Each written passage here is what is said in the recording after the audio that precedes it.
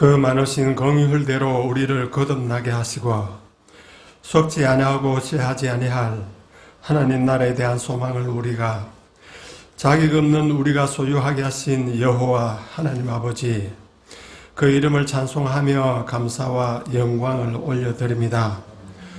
오늘 거룩한 주의 날 12월 첫째 주의 날 아침에 저희들을 살아있게 하시고 성령님의 메인자들 다 되어서 이 예배하는 복된 자리에 있게 하심을 진심으로 감사드립니다. 저희들 예배할 때에 오직 한 마음으로 드리기를 원합니다. 마음속에 불경건이나 가마음이 있다면 제거해 주옵소서. 온전히 하나님께만 향하게 하옵소서. 하나님 아버지, 지난 한 주간 또 저희들 여전히 하나님 없는 자처럼 살았습니다. 하나님 없는 수고와 노력이 부질없음을 알면서도 저희들 또 그렇게 살았습니다. 이 땅에서 나그네 임을 알면서도 더 많은 것을 탐하였습니다. 하나님, 우리의 악하고 어리석고 믿음 없음을 불쌍히 여기시고 긍휼을 베풀어 주옵소서. 하나님 아버지, 우리 교회를 기억하여 주시기를 원합니다. 사랑이 부족한 이 시대에 주님의 양을 치고 주님의 약을 먹이는 교회 되기를 원합니다. 진리보다 불의가 힘을 쓰는 이 땅에서 복음의 증거를 드러내는 교회 되기를 원합니다. 교회에 속한 지체들마다 죄에 대하여는 죽고 그리스도 안에서 하나님께 대하여는 산자들 다 되게 하시옵소서. 하나님 아버지, 우리 자녀들을 위하여 기도드립니다. 그저께 수능을 치던 원경이와 인태를 기억하여 주옵소서. 입시 일승일중에 간섭하시고 좋은 길로 인도하여 주옵소서. 결혼이나 취업을 준비하는 자녀들 있습니다. 부모와 떨어져 있는 자녀들 있습니다. 아직도 아름답게 자라야 할 어린 자녀도 있습니다. 하나님, 자녀들마다 지혜 있는 자들 다 되어서 궁창의 빛같이 빛나게 하옵시고 많은 사람을 옳은 대로 돌아오게 하는 자들 다 되어서 별같이 아름답게 빛나는 자녀들 되게 하옵소서. 하나님 아버지, 코로나19로 온 세상이 혼란 가운데 있습니다. 이 혼란 가운데서도 교회가 핍박받는 일 없게 하옵소서. 혼란 중에도 복음 들고 열방에 나아간 선교사들을 기억하여 주옵시고 눈동자처럼 지켜 주옵소서. 백신과 치료제가 속히 개발되어서 이 혼란 가운데서 모든 나라의 백성이 치유하도록 하나님 권능을 베풀어 주옵소서. 자비하신 하나님 아버지, 사랑하는 목사님을 통해서 저희들 말씀 들을 때에 그 말씀이 우리의 신비에 자리하셔서 우리의 삶을 지배하게 하옵소서. 지금은 예배의 시작입니다. 사탄이 틈타지 못하게 하옵소서. 예배의 모든 순서가 하나님 홀로 영광되기를 원하며 순종하는 모든 자에게 구원의 근원 되시는 예수님 이름으로 기도드리옵나이다. 아멘. 오늘 우리에게 주신 하나님의 말씀은 요한복음 11장 45절에서부터 57절까지 있는 말씀입니다.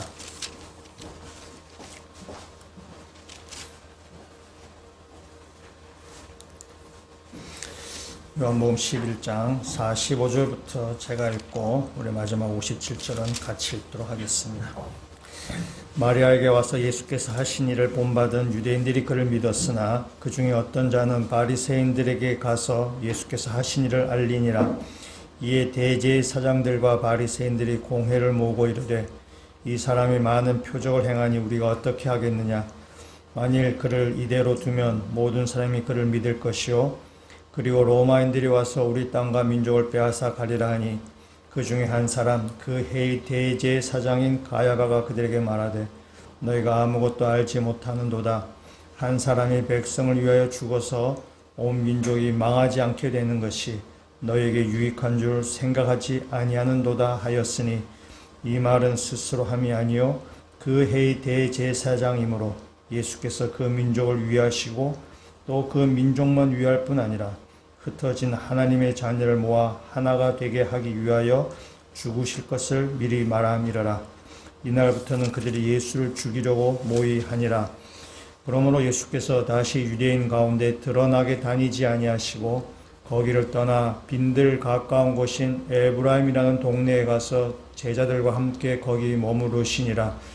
유대인의 유월절이 가까움에 많은 사람이 자기를 성결하게 하기 위하여 유월절 전에 시골에서 예루살렘으로 올라갔더니 그들이 예수를 찾으며 성전에 서서 서로 말하되 너희 생각엔 어떠하냐?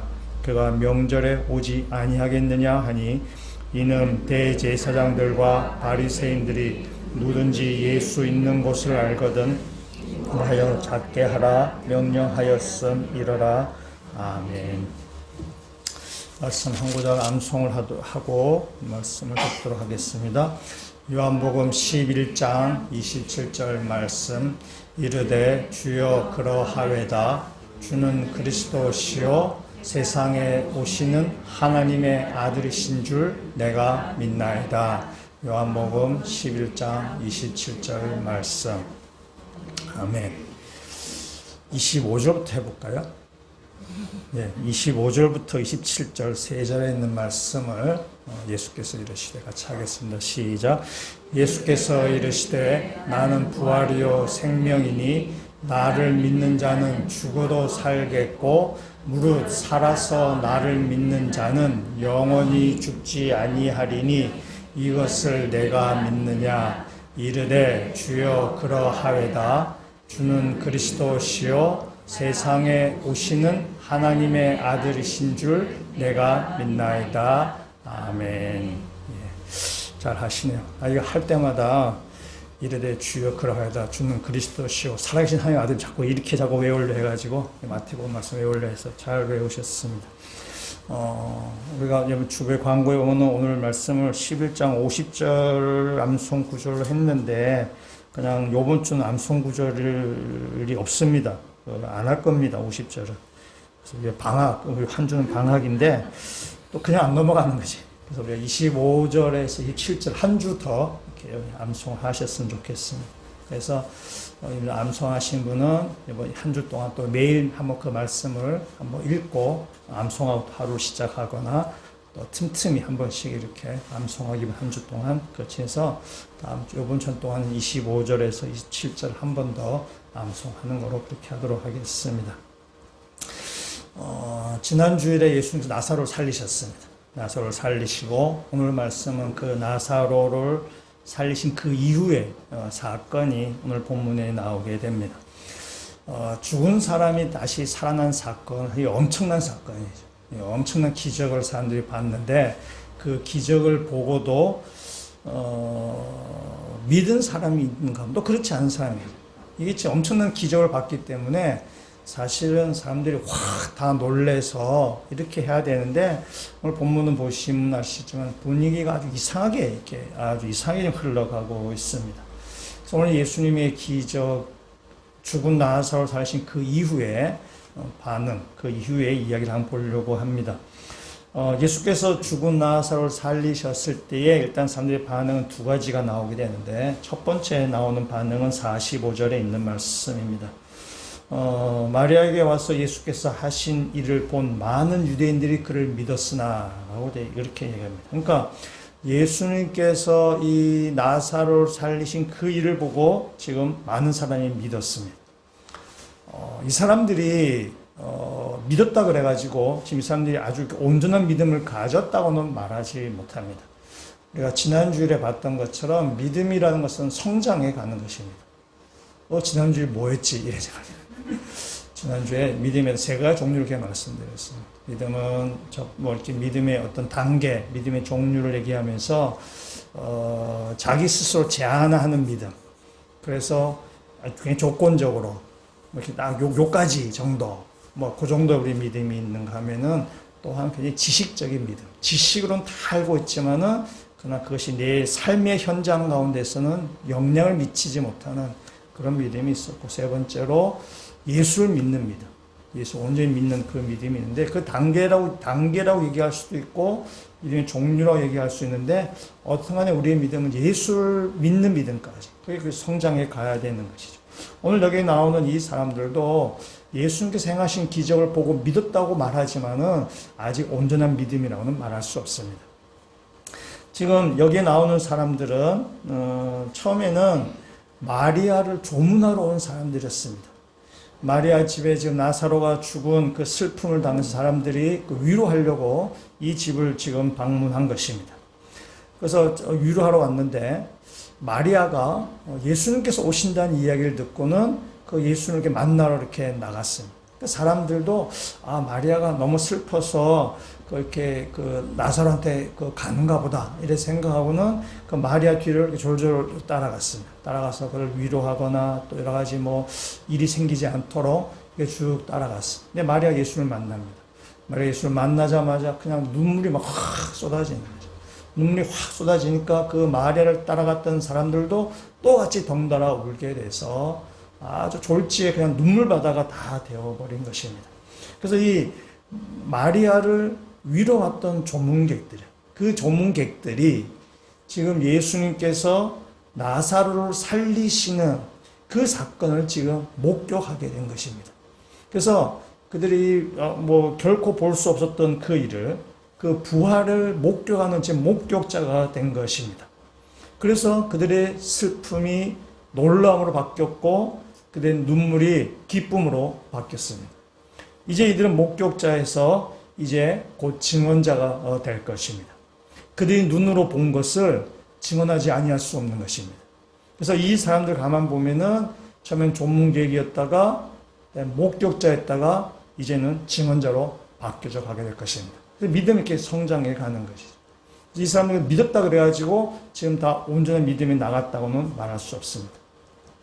믿음 있게 변화, 성장해 가야 됩니다. 두 번째 종류의 사람이 나오는데 그것은 46절에 있는 말씀입니다. 그 중에 어떤 자는 바리새인들에게 가서 예수께서 하신 일을 알리니라. 이 사람들은 부활을 목격했습니다. 같이 부활을 목격했지만은 예수를 믿는 것이 아니라 바리새인에게 가서 지금 보고를 한 것입니다. 아마 바리새인들은 그때 당시 바리새인이나 종교 지도자들은 그 예수님에 대해서 예의주시하고 있었습니다. 그래서 아마 프락치를 좀 심어놨을 수 있다는 그런 생각이 들기도 합니다. 그래서 프락치란 단어가 너무 좀 과격하면은 그냥 백성들의 동정을 살피고 그다음에 예수님을 사찰하는 그 정도 임무를 맡은 사람도 있겠다라는 생각이 듭니다. 어떻든 간에 예수님이 벌어진 일을 지금 바리새인에게 가서 보고한 사람이 있습니다. 이 사람은 예수를 믿는 사람은 아닌 거죠. 부활을 목격했지만은 예수를 믿는 사람 아닙니다. 그냥 바리새인에게 가서 보고를 한 것입니다.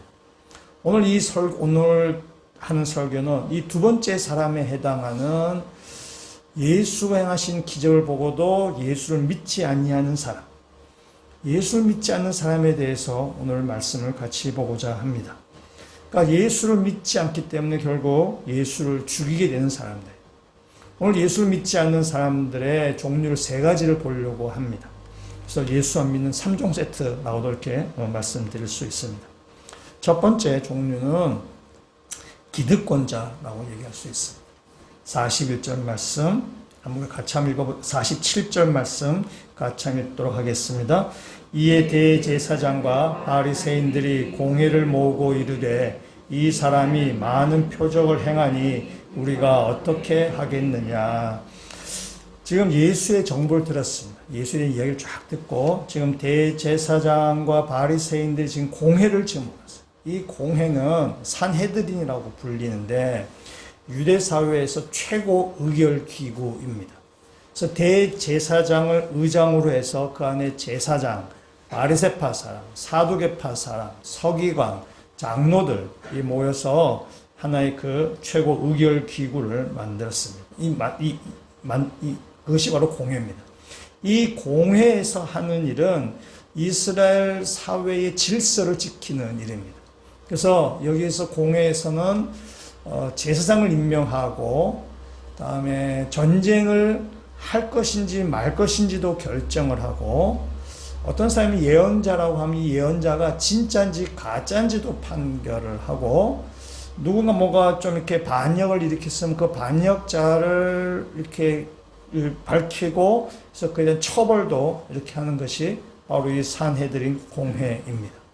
오늘날로 친다면은 이 공회는 입법, 행정, 사법 이 3권을 다 가지고 있는, 우리 현대 사회에 있어서의 그 3권 권력을 다 가지고 있는 유대 사회에서 아주 막강한 권력 기구입니다. 아주 막강한 거죠. 모든 힘을 다 가지고 있는 것입니다. 이 공회가 지금 모인 것입니다.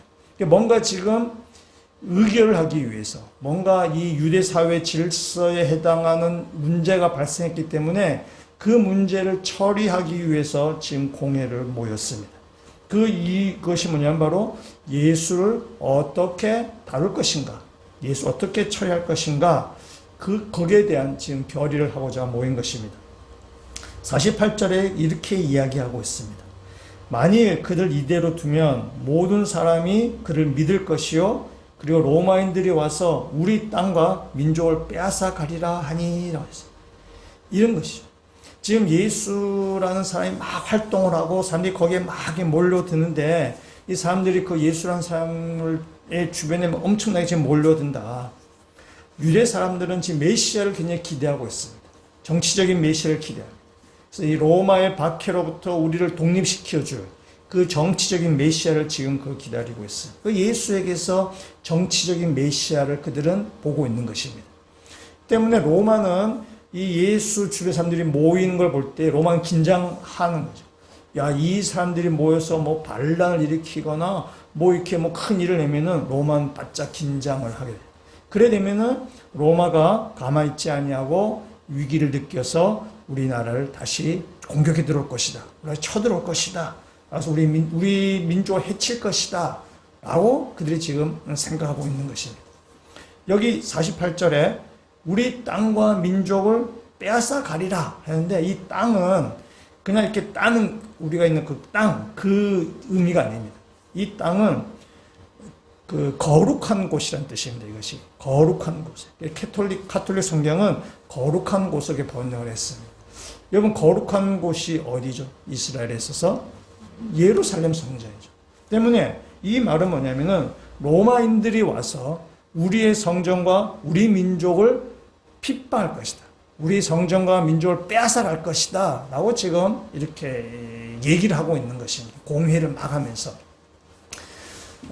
앞에 우리 요한복음 10장에서 수전절이라는 절기가 나온 적이 있었는데, 하누카. 유대인들이 아주 이렇게 잘 지키는, 왜 그때 크리스마스 절기와 비슷해가지고 막 사진 몇 개 보셨죠? 예, 보셨죠? 예. 그러니까 이 하누카라는 명절이, 수전절이 기억하시나요? 또 이 사람 이름도 여러분 기억하시겠죠? 안티오쿠스 에피파네스 4세. 기억하시죠? 예, 이 정도쯤 기억해 주셔야 돼요. 이게 뭐냐면은, 유대 사회의 헬라 문화를 갖고 들어와서 헬라화 시키려고 하는, 그래서 성전에다가 제우스 신상을 세우고 유대인들이 싫어하는 돼지고기를 이렇게 돼지 피를 갖다 바르고, 그래서 성전을 훼손하는 것이 바로 이 에피파네스 4세였다. 거기에 대해서 유대인들이 확 뒤집어져서 그때 반란을 일으켰는 것이 바로 뭡니까? 그게 마카비 혁명이죠. 때문에 이 유대인이 그걸 기억하고 있는 것입니다. 그걸 기억하고 있는데, 지금 공회에서 회에서 뭘 하냐? 지금 이 예수 주변으로 사람들이 많이 모이면은 옛날에 에피파네스 4세에 의해서 우리 성전이 더럽힌 것처럼 지금 로마가 우리 성전과 우리 민족을 해칠 것이다. 이 예수를 가만둬야 되겠냐? 라는 것을 지금 이렇게 막 회의하고 있는 것입니다. 이 공회에서 사람들이 회의하는 걸 보면은 아주 이 공공의 안전을 생각하는 것처럼 보여요. 이 유대 사회 백성들을 위하고 아주 성전을 아주 지키는 것처럼 그렇게 보여지게 됩니다. 그러나 유대인들의 이 유대 종교 지도자들의 속마음은 딴 데 있었습니다. 그들은 백성을 지키거나 그런 데 있지 않습니다. 그들이 생각하는 것은, 그들이 지키고자 하는 것은 백성이 아니라 자기들의 기득권입니다. 지금 이 종교 지도자들은 로마의 지배 아래 있습니다. 로마의 지배 아래서 한 자리씩 차지한 사람이고, 로마의 정책상 각 지역에, 이 이스라엘만이 아니라 각 지역에 자치권을 이렇게 주게 됩니다. 자치권을 주는데, 그러니까 그 사람들이 그 민족을 다스리게 하는 이렇게 약간 자치권을 주는데, 그 자치권을 지금 가지고 있는 사람들. 로마의 지배 아래서, 때문에 로마가 다시 이 진격해 들어오면은 자기들이 가지고 있는 자치권이 빼앗기기 때문에, 자기 권력을 잃어버리기 때문에 그 자치권마저 빼앗길까봐 그것을 지금 두려워하고, 그들이 가지고 있는 기득권을 놓칠까봐 지금 그들은 걱정하고 있는 것입니다. 때문에 여기 나온 이 종교 지도자들은 진리가 무엇인지 거기에 관심이 없습니다. 예수가 과연 누구인지에 대해 관심이 없는 것이에요. 그냥 오로지 관심이 없습니다. 자기들이 가지고 있는 기득권, 자기들이 누리고 있는 그 뭔가 어떤 정치의 힘, 거기에만 지금 관심이 있습니다. 그래서 이것을 놓칠까 두려워하고 거기에 대한 근심을 가지고 있는 것이 바로 이 사람들의 속마음입니다. 그렇기 때문에 예수를 제거하려고 하는 것이고, 예수를 거기에서 없애려고 하는 것입니다. 기득권을 놓치기 싫어서입니다. 진리에 대한 관심이 있는 것이 아닙니다. 마태복음 19장에 가시면은 부자 청년이 예수님을 찾아오는 사건이 하나 있습니다. 이 부자 청년은 어렸을 때부터 율법을 잘 지킨 사람입니다. 그 영생에 대한 관심도 있었습니다. 그래서 예수님께 찾아왔어요. 예수님께 찾아와서 묻습니다. 선생님, 내가 무엇을 하여야 영생을 얻을 수 있겠습니까? 라고 묻습니다. 예수님은 이 부자 청년이 정말 던지고자 하는 질문, 이 부자 청년의 정말 속마음을 주님께서는 아셨습니다. 그래서 이 부자 청년의 아킬레스건을 딱 건드리는데, 마태복음 19장 21절의 앞에 한번 화면을 보시면 이렇게 얘기하고 있습니다. 예수께서 이르시되 내가 온전하고자 할진대 가서 내 소유를 팔아 가난한 자들에게 주라. 그리하면 하늘에서 보화가 내게 있으리라 하고 그리고 와서 나를 따르라 하시니. 이 예수님이 부자 청년이 정말 문제가 뭔지를 알고 있어요. 이 부자 청년은 그 재물을 놓치기 싫어하는 것입니다. 이 재물은 기득권을 그는 포기하지 않으려요. 손으로 꽉 움켜쥐고 있는 거죠. 주님께서 그 손을 놓아라라고 말씀해요. 너가 꼭 쥐고 있는 그 기득권, 너가 꼭 놓치기 싫어서 꼭 움켜쥐고 있는 걸, 그것을 네가 이렇게 놓아라 라고 주님께서 말씀하십니다. 그때 부자 청년이 이렇게 반응이 나옵니다. 19장 22절에 그 청년이 재물이 많음으로 이 말씀을 듣고 근심하며 가니라. 이 부자 청년은 자기 기득권을 내려놓지 못한 것입니다. 손으로 꼭 쥐고 있는 그 손을 포기하지 못한 거예요. 자기 기득권을 포기하지 못하고 오히려 예수를 포기하는 것이죠. 그래서 다시 자기의 길로 가는 것입니다. 자기 기득권을 포기하지 못하는 것입니다. 그리고 예수님이 그 다음에 아주 유명한 말씀을 하십니다. 19장 24절. 다시 너에게 말하노니 낙타가 바늘기로 들어가는 것이 부자가 하나님 나라에 들어가는 것보다 쉬우니라 하시니. 여러분, 부자가 하나님 나라에 들어가는 것이 쉽지 않다고 얘기하고 있는 것이, 내가 가지고 있는 기득권을 내려놓지 못하면은 하나님 나라에 들어가지 못한다고 말씀하는 것이. 여기 부자라고 하는 이 부분에 여러분이 정말 놓치기 싫은가, 여러분이 기득권으로 생각하는 것, 그걸 거기다 대입하셔야 되죠. 내가 그 놓치기 싫어서 꼭 부둥켜 있으면은 하나님 나라에 들어가기가 쉽지 않다라고 주님께서 하시는 경고의 말씀을 무겁게 받으셔야 됩니다. 여러분이 세상에서 많이 가지려고 하죠. 우리가 공부도 많이 해서 또 좋은 학교로 가려고 그러고 좋은 직장을 들어가려고 하고 또 돈도 많이 벌려고 하고 뭐 세상에서 뭔가 많이 가지려고 합니다. 그런데 아이러니하게 여러분이 그것을 많이 가지면 가질수록 그것이 우리의 발목을 붙잡는 경우들이 너무나 많이 있어요. 그래서 성경은 이야기합니다. 우리로 하여금 이 세상에 나그네로 사는 백성이라고 이야기해요. 나그네는 짐이 가벼워야 되는 거죠. 짐이 가벼워야만 그 인생길을 우리가 걸어갈 수 있게 되는 것입니다. 움켜잡고 있는 그 무엇, 사람마다 다 다르겠지만 움켜잡고 있는 그거, 놓치기 싫은 것, 그것이 여기 믿음을 방해하는 것이라면 그 손을 내어놓을 수 있는 그런 믿음의 성도가 되시기를 주님으로 부탁드립니다. 두 번째 한 번 볼 수 있는데, 두 번째는 공리주의자라고 얘기할 수 있는데요. 49절에 있는 말씀을 보시면 지금 공회에서 지금 막 논란이 막 불거집니다. 논란이 막 불거지니까 이 지금 대제사장 가야바가 이렇게 이제 앞에 나서 발언합니다. 원래 대제사장은 안나스였습니다. 안나스였는데 이 로마가 안나스를 그 대제사장에서 강제로 폐위시키고 가야바를 대제사장에 올렸습니다. 왜 그랬을까요? 안나스보다 가야바가 로마의 말을 더 잘 들었기 때문에 그렇습니다. 안나스도 로마파, 이미 로마의 지배 아래에 있는 모든 고위 관료들은 다 친로마파입니다. 그러니까 안나스도 로마의 말을 잘 듣는 편이에요. 로마 협조를 잘 해내요. 그런데 안나스보다 가야바가 훨씬 더 로마의 협조적이기 때문에 안나스를 폐위시키고 가야바를 대제사장으로 올린 것입니다. 그러면 대제사장직은 종신직입니다. 이건 죽을 때까지 하는 것입니다. 근데 로마의 눈밖에 나면은 종신이고 뭐고 없는 거예요. 그냥 그 자리에서 잘리는 것이에요. 때문에 가야바 입장에서 한번 생각해 보면은 자기가 이제 대제사장직에 올랐습니다. 그럼 로마의 눈치를 더 볼 수밖에 없는 것이죠. 그러니까 로마에 더 협조적일 수밖에 없는 것입니다. 그리고 이 가야바는 정치적인 수완이 굉장히 좋은 사람이었습니다. 그래서 이 공회를 쫙 하고 있는데 이 예수를 어떻게 처리할 것인가 막 그래 하는데 이 가야바가 보니까 좀 답답하거든요. 이 사람들이 회의하는 것이 너무나 답답한 거예요. 너무 답답해서 이 가야바가 좀 이렇게 야 니네들 이것도 모르냐 하면서 그러면서 지금 해결책을 내놓는 것이 바로 50절입니다. 우리 50절 말씀 같이 한번 읽도록 하겠습니다.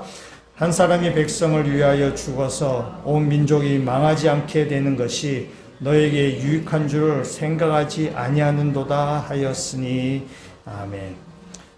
50절 암송 구절을 하려 했지만 너무 좀 이렇게 탐탁치 않아서 이번 주에는 없어요. 이 대제사장 가야바가 공회원들의 논의를 답답해하면서 내놓은 해결책입니다. 이런 뉘앙스가 있는 거야.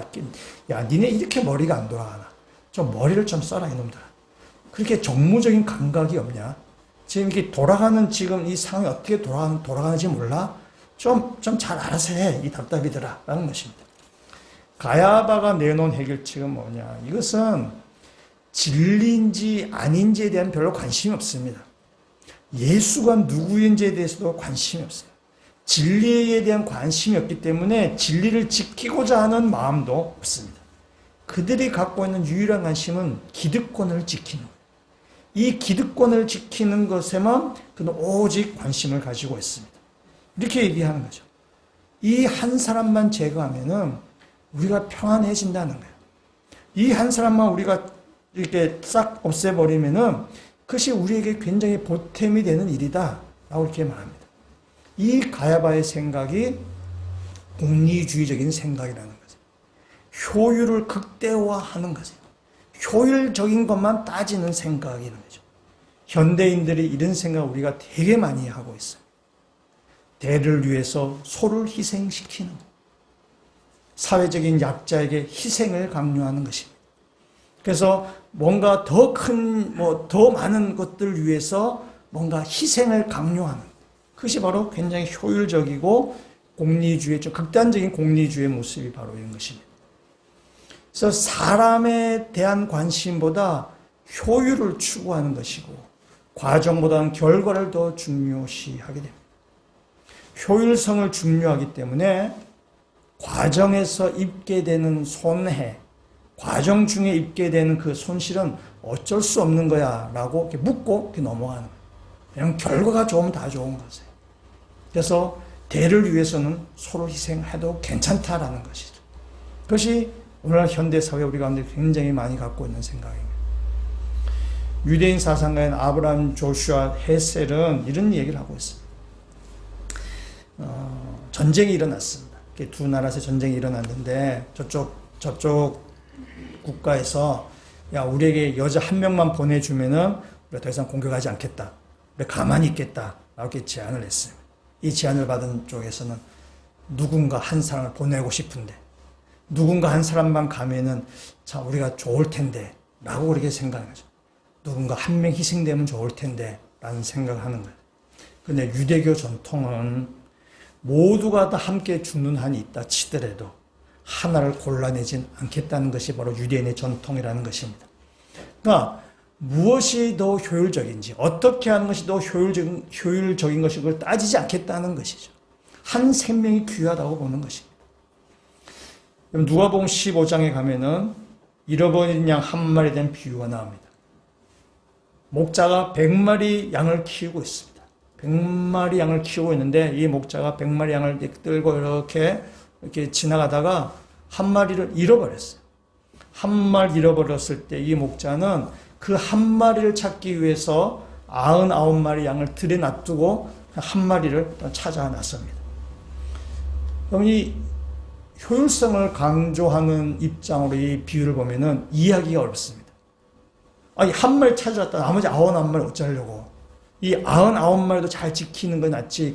굉장히 잃어버린 한 마리 지키다가 이 99마리를 더 손실보면 이거는 효율적으로 가치가 없는 거죠. 그래서 이 잃어버린 양 한 마리 비유는 효율에 찌든 현대인 입장에서 볼 땐 참 이해하기가 어려운 비유입니다. 그러나 하나를 포기할 수 있는 세상은 언제든지 99마리도 포기할 수 있는 세상이 되는 것입니다.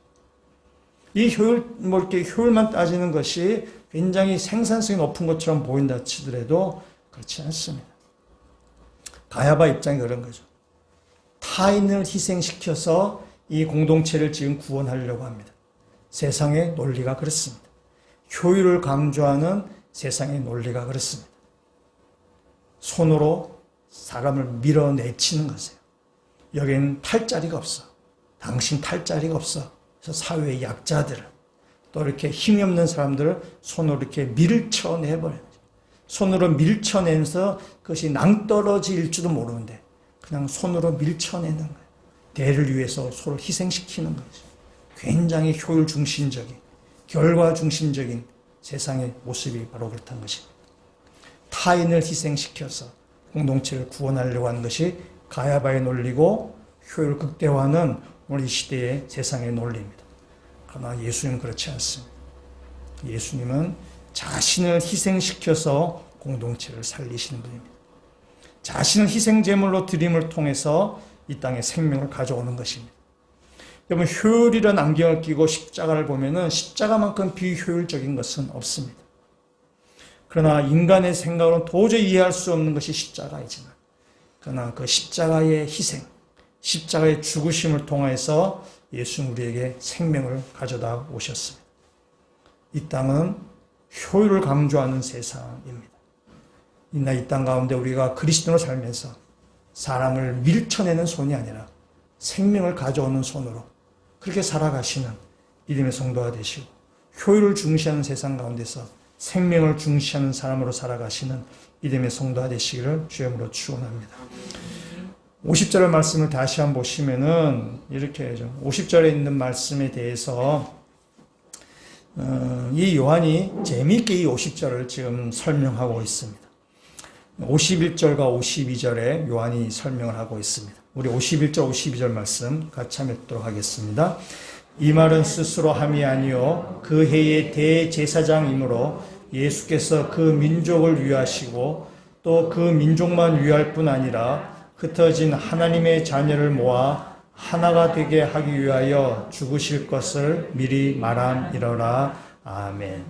이 대제사장 가야바는 자기가 한 말이 이것이 어떤 의미인지를 몰랐어요.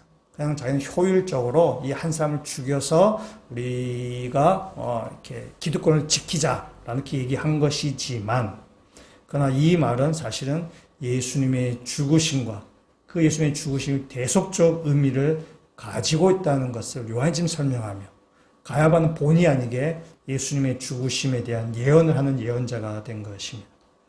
오늘 이렇게 얘기합니다. 이 말은 스스로 함이 아니요 그 해의 대제사장이므로 했어요.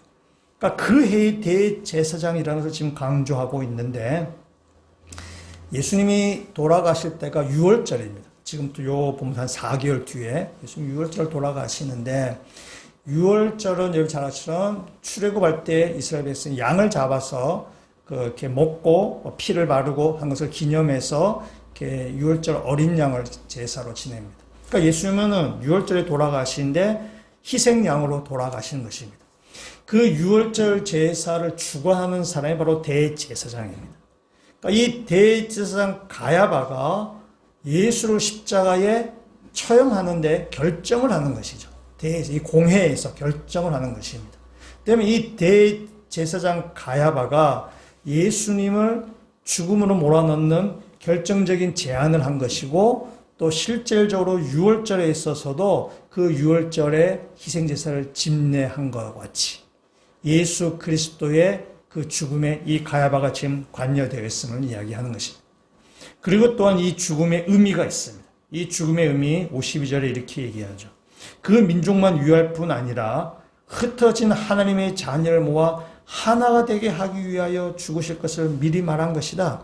그러니까 예수님의 죽음은 그 유대 민족만을 위한 것이 아니라 흩어진 하나님의 자녀를 위한 죽음. 이방 민족을 위한 하나님의 자녀. 유대인의 구원만이 아니라 이방인의 구원도 여기에 지금 같이 있다는 것입니다. 그래서 하나님 흩어진 자녀. 이 세상을 구원하시고자 원하시는 하나님의 구원의 사건이 바로 예수님의 십자가 사건. 그 예수님의 죽음의 의미, 대속적인 죽음의 의미를 이 가야바의 입을 통해서 지금 이야기하는 것입니다. 그래서 가야바는 예수를 죽이기 위해서 자기 기득권을 지키기 위해서 예수를 죽이자고 제안한 것이지만 그러나 그 모든 것이 예수 그리스도의 죽음과 그 죽음의 의미를 이 가야바의 입을 통해서 지금 드러내는 것이죠. 이 요한복음이 보면 독특한 아이러니적인 표현입니다.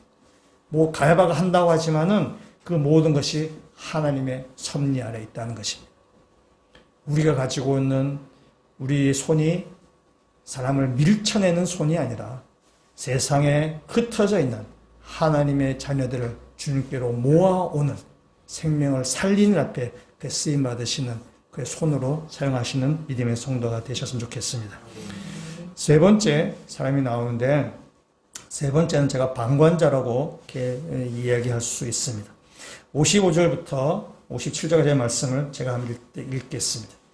유대인의 유월절이 가까움에 많은 사람이 자기를 성결하게 하기 위해 유월절 전에 시골에서 예루살렘을 올라갔더니 그들이 예수를 찾으며 성전에 서서 서로 말하되 너희 생각에는 어떠하냐?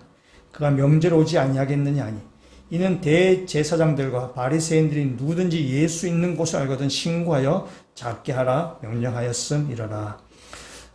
유대인 남자들은 1년에 3차례 예루살렘에 올라가야 됩니다. 유월절, 맥추절, 초막절 이 세 절기에 유대인들은 예루살렘에 올라갑니다. 지금 6월절이 지금 4개월 뒤에 있기 때문에 6월절에 지금 예루살렘으로 지금 올라가고 있는 중입니다. 그러니까 예루살렘 사람들이 이렇게 살살 모이기 시작했습니다. 예루살렘에 모인 사람들끼리 지금 서로 중얼중얼 거리는 것입니다. 야, 이번에 예수라는 사람이 예루살렘에 올라올까? 어떨까? 김씨 어떻게 생각해? 지금 그 대제사장과 이 종교 지도자들이 예수를 붙잡겠다고 지금 현상금도 내걸었는데 예수라는 사람이 올라올까? 안 올 거야. 올라올 거야. 뭐 걔들끼리 서로 이렇게 중얼중얼하고 옥신각신하고 뭐 그런 것입니다. 그러니까 사람들 사이에서 지금 구경거리가 생겼어요. 예수 과연 올 것인지 말 것인지, 과연 이 예수를 잡을 것인지 말 것인지, 뭐 그런 것입니다. 궁금한 거예요. 이 사람들은 굉장히 예수에 대해서 어떤 일이 벌어질까 굉장히 호기심을 나타내고 있습니다. 그러나 보면은 이런 거죠. 이 사람들은 예수의 운명에는 별로 관심이 없습니다. 예수의 운명에는 동참할 마음이 없습니다. 그냥 호기심입니다. 강 건너 불구경하듯이, 옆집 불구경하듯이 그냥 구경하는 것입니다. 예수의 제자가 될 마음도 없습니다. 예수의 죽음에 같이 갈 마음도 없고 예수의 죽음을 막을 마음도 없습니다. 그냥 구경하는 거예요. 그냥 좋은 구경거리 나서 그냥 좋은 호기심을 지금 보이고 있는 거죠. 한 사람의 운명이 걸려져 있는 이야기를 흥미거리로 그냥 구경거리로 방관자의 자세로 보는 것입니다. 그냥 구경꾼입니다. 우리가 방관자라고 이야기할 때에 우리가 수수방관한다라는 그 말을 우리가 이렇게 많이 그런 표현을 많이 쓰게 됩니다. 수수방관이란 말은 소매수, 손수, 옆방, 볼관. 그래서 손을 손을 소매에 넣고 옆에서 이렇게 지켜본다 할 때 우리가 수수방관이라고 합니다. 옛날에는 우리 옷에 그 주머니가 없었습니다. 주머니가 없어서 이 긴 소매가 그 주머니 역할을 했습니다. 그래서 추운 날에는 이 소매에 이렇게 손을 넣고 또한 아무런 생각 없이 그냥 습관적으로 이렇게 그 소매에 이렇게 손을 넣습니다. 근데 오늘날은 우리가 다 옷에 주머니가 있습니다. 주머니가 있어서 우리가 소매에 뭐 손을 넣을 일은 별로 없습니다. 소매 좀 좁기도 그렇습니다. 수수방관을 오늘식으로 표현하자면은 팔짱 끼고 쳐다본다 이렇게 얘기할 수 있습니다. 우리가 사람이 서로 대화할 때에 상대방이 팔짱 끼고 이렇게 있으면은 아마 듣는 이 사람이 굉장히 기분 나빠할 것입니다. 근데 우리가 하나님 앞에서 팔짱 끼고 이렇게 있을 때가 있습니다. 어떤 사람은 그 예배 시간에도 이렇게 팔짱 끼고 있는 사람을 제가 옛날에 한번 본 적이 있습니다. 뭐 실질적으로 팔짱 끼는 것도 있지만 마음으로 여러분이 속으로 팔짱 끼고 예배 드리는 사람들도 있을 수 있어요. 예배의 방관자라는 말입니다. 이건 예배는 구경하는 것이 아니라 예배는 드리는 일입니다. 팔짱 끼고는 예배를 드릴 수가 없습니다. 여러분 예배당에 오셨는데 팔짱 끼고 수수방관하고 예배를 구경꾼으로 있다면 죄송하지만 시간 낭비하고 계시는 것입니다. 여러분이 하나님 앞에 오셨는데 방관자로 있다면은 그거는 하나님과의 전혀 교통이 없는 거예요. 하나님 전혀 교통이 없는데 거기에 무슨 은혜가 있으며 거기에 무슨 예배의 감격이 있을 수 있겠어요? 시간 낭비하는 거예요. 여러분이 예배자에 섰을 때에 방관자가 아니라 구경꾼이 아니라 그 예배에 참여자가 될 때에 그때 하나님과 교통이 있는 것이고 하나님의 은혜가 여러분한테 흘러 들어오는 것이에요. 여러분 방관자가 되었고는 결코 하나님의 은혜가 여러분에 흘러갈 수가 없는 것이에요. 정말 시간 낭비하고 계시는 것입니다. 마태복음 25장에 가시면은 달란트 비유가 있습니다. 주인이 외국으로 멀리 여행을 가기 전에 종 3명을 불렀습니다. 5달란트, 2달란트, 1달란트를 맡겼습니다. 그 주인이 이제 멀리 몇 년 지나서 다시 집에 돌아왔습니다. 그동안 종들이 그 달란트를 가지고 어떻게 지냈는지를 이제 마지막에 결산을 했습니다. 5달란트, 2달란트 받은 사람은 다 장사를 해서 이윤을 남겼습니다. 1달란트 받은 사람은 1달란트를 그냥 땅에 묻었습니다. 손으로 흙을 파고 그 1달란트 땅에 이렇게 묻어 넣습니다. 그리고 1달란트를 주인에게 그대로 그냥 가지고 왔습니다.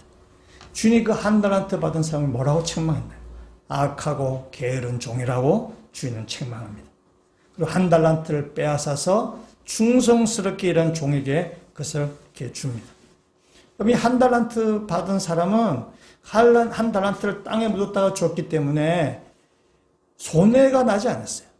이익도 나지 않았지만 손해도 나지 않았습니다. 그냥 받은 거 그대로 이렇게 준 것입니다. 여러분 방관자는 중간이 아닙니다. 중간이 아니에요. 뭐 이렇게 손해도 아니고 이익도 아니기 때문에 중간이라고 생각하는데 중간이 아닙니다. 악하고 게으른 것입니다. 예수님은 이 비유 가운데 이렇게 결론적으로 말씀하십니다. 마태복음 25장 30절 말씀에 이렇게 이야기하고 있습니다. 이 무익한 종을 바깥 어두운 데로 내쫓으라. 거기서 슬피 울며 이를 갈리라 하니라. 아멘. 이런 방관자는 중간이 아니에요. 방관자는 심판을 피할 수 없습니다. 방관자는 그냥 심판받는 자리입니다. 요한계시록 하시면 요한계시록 요한이 7교회에 보내는 말씀이 있습니다. 그 중에 라오디게아 교회에 보내는 내용에 이렇게 얘기하고 있습니다. 계시록 3장 15절 16절 말씀 한번 같이 한번 읽도록 하겠습니다. 내가 내 행위를 아노니 내가 차지도 아니하고 뜨겁지도 아니하도다. 내가 차든지 뜨겁든지 하기를 원하노라. 내가 이같이 미지근하여 뜨겁지도 아니하고 차지도 아니하니 내 입에서 너를 토하여 버리리라. 아멘. 여러분 미지근하면은 토하여 버림을 당합니다. 뜨겁거나 차갑든지 해야 되는데 그냥 미지근하면 이도 아니고 저도 아니면은 그냥 토해 버림을 당하는 거죠. 이런 방관자는 구경꾼은 심판을 받게 되는 것입니다. 여러분의 주머니에서 손을 빼어서 여러분의 그 손을 가지고 주님의 일꾼으로 쓰임 받으시는 그 믿음의 성도가 되셨으면 좋겠습니다. 여러분이 그 땅을 파는 한 달란트 심기 위해서 그냥 땅을 팠던 그 손이 아니라 흩어진 사람들을 주님께로 돌아오게 하는 주님의 손과 발이 되어서 주님께 쓰임 받으시는 그런 믿음의 일꾼들 되시기를 주임으로 부탁드립니다.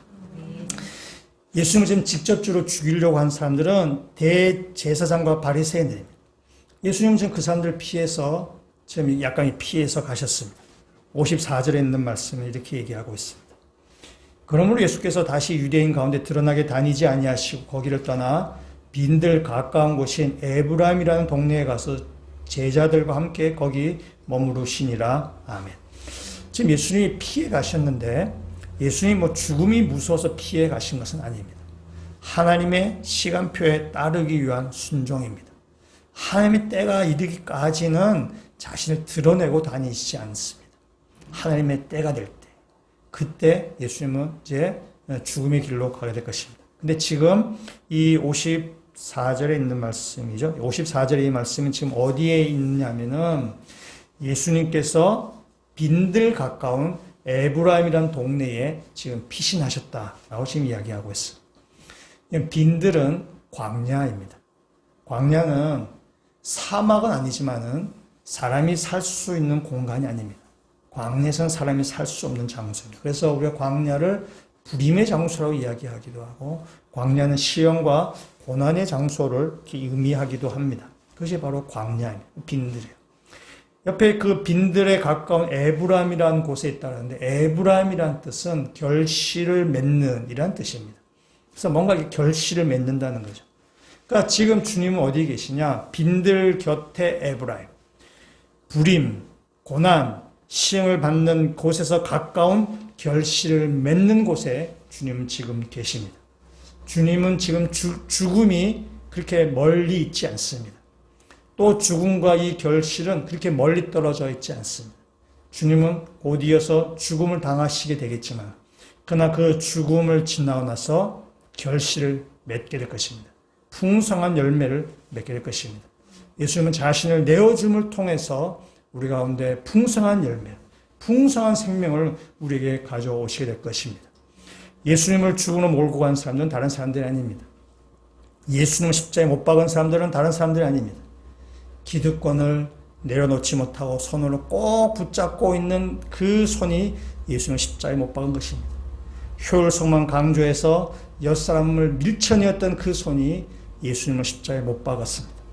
방관자가 되어서 주머니에 손을 넣고 있던 그 손이 예수님을 십자가에 못 박았습니다.